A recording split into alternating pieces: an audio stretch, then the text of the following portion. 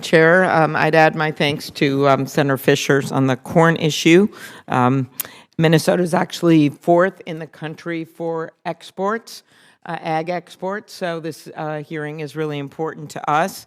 And I also thank Senator Smith for her question on dairy, something else we care a lot about. I was going to start broader, Ms. Taylor, with the fact that we see room to grow with exports, according to the 2021 study on the export market development programs you cite.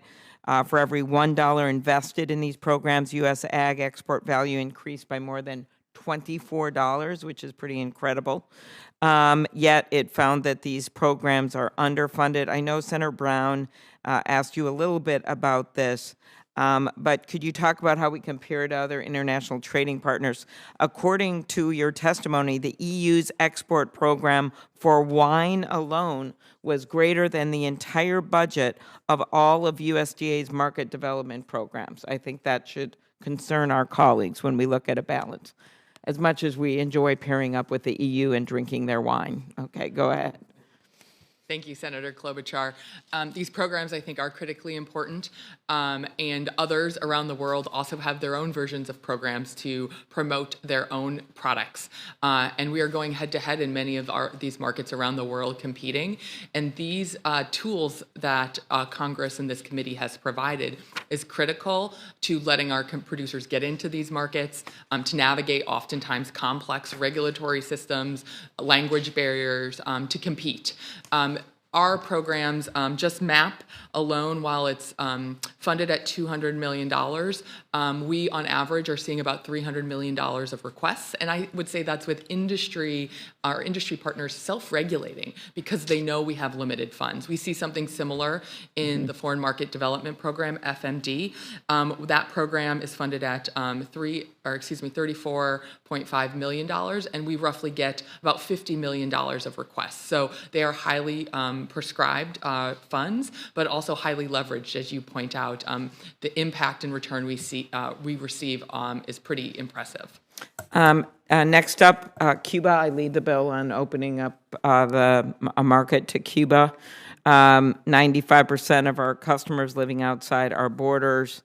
Absent lifting the embargo, I am interested, which I would do, I'm interested in what options USDA has to facilitate more American ag exports to Cuba. Have you considered allowing Cuba to be part of the emerging market program, which would facilitate easier exports to Cuba? Thank you. And I note this has always been a bipartisan bill. Yes, go ahead. Thank you, Senator.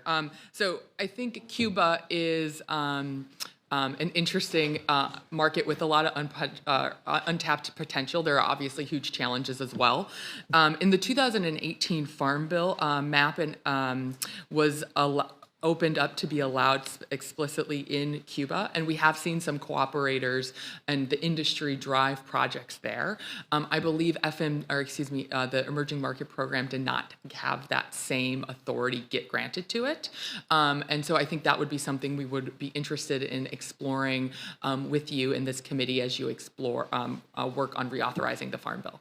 Thank you. Again, this would be American products, and as we know, we were making some headway there. We still have work to do on the human rights front, many other things, but I hope we can go back to looking at that. My last question, turkeys. Minnesota, #1 turkey producer in the country. Minnesota turkey farmers have once again been significantly impacted by avian influenza. Went better this time, I think, in terms of the quick response. Senator Cornyn and I had worked hard on a vaccine bank and also on funding for these emergencies in this farm bill, supported by all the members. As this outbreak continues, because it's still going on, how is USDA adjusting to address and mitigate what's happening? And specifically, I know impacted countries in the EU are considering implementing a vaccine strategy. What can be done in the Farm Bill to incorporate a vaccine strategy without impacting trade? So, Senator, I think, as you mentioned, that it has gone better. I think we learned a lot of lessons from the high-path avian influenza outbreak in 2014, 2015, that we spent the time since working with trading partners, working with the World World Organization on Animal Health around a regionalization approach and some science-based standards. And so I think we have seen a different reaction this time than we did in 2014 and 15. We still have many challenges, and so we are still working to lift restrictions that maybe don't line up with the WOA standards. Just recently, we were able to work with Taiwan. They lifted restrictions on 12 states. So this is a continued process of engagement. And I think a really important, we've made some important progress thanks to our technical colleagues in APHIS, but we're going to have to continue to work at this. Okay, and I'm not going to ask another question, but I know you were asked by Senator Bennett about hemp.